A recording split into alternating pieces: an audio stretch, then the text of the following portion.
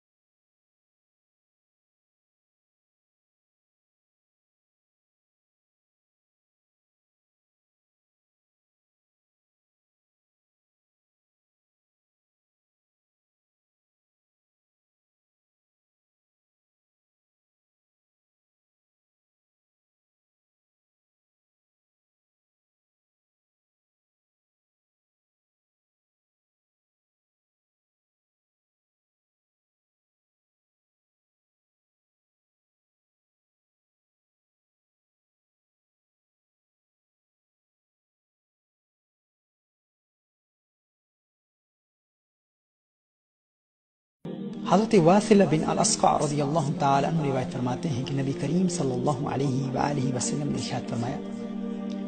اپنے بھائی کی مصیبت پر خوشی کا اظہار مت کرو، ورنہ اللہ جل وعلا اس پر رحم فرما کر تمہیں اسی مصیبت میں مبتلا کر دے گا۔ ناظرین کرام، حقیقی مسلمان وہ ہے جو دوسروں کے غموں میں شریک ہوتا ہے، کسی کو تکلیف میں دیکھتا ہے تو اس تکلیف کو خود بھی محسوس کرتا ہے۔ اگر ہم کسی کی مصیبت اور تکلیف کو محسوس نہیں کرتے تو ہم حقیقی مسلمان نہیں ہو سکتے۔ ایک تو یہ ہے کہ کسی کی تکلیف کو محسوس نہ کرنا، کسی کو پریشان دیکھ کر ہمارا پریشان نہ ہونا، اور دوسرا یہ ہے کہ کسی کو مصیبت میں مبتلا دیکھ کر ہمارا خوش ہو جانا، یہ ایک بدترین انسان کی علامت ہے۔ ناظرین کرام، اگر ہمارا کوئی جاننے والا امتحان میں فیل ہو گیا ہے اور ہم اپنے دل میں کسی قسم کی خوشی محسوس کر رہے ہیں، یا ہم ایگزامز میں فیل ہو چکے ہیں اور ہم چاہتے ہیں کہ ہمارا دوست بھی فیل ہو جائے، یا ہمارے کم مارکس آئے ہیں، کم گریڈز آئے ہیں اور اب اس کے ریزلٹس آؤٹ ہونے والے ہیں، اور ہمارے دل میں یہ خواہش پیدا ہو رہی ہے کہ اس کے بھی کم آئیں اور اس کے مارکس بھی کم آتے ہیں اور ہمیں اس کی وجہ سے خوشی محسوس ہو رہی ہے، یا کسی کو کاروبار میں نقصان ہو گیا، یا کسی کی مہنگی گاڑی کا ایکسیڈنٹ ہو گیا، یا کسی کا بہت بڑا مکان جل گیا، یا کوئی انتہائی نیک، تندرست اور خوبرو شخص